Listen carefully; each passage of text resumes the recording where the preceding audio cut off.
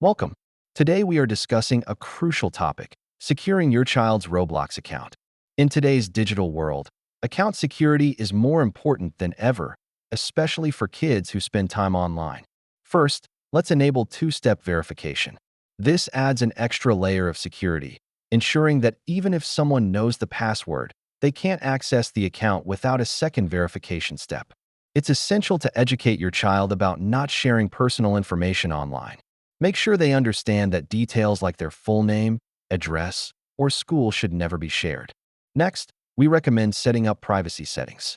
This allows you to control who can interact with your child while they play. You can limit interactions to friends only. Regularly review and manage your child's friend list. This helps to identify any unknown users and maintain a safe gaming environment. Discuss the importance of using strong, unique passwords with your child.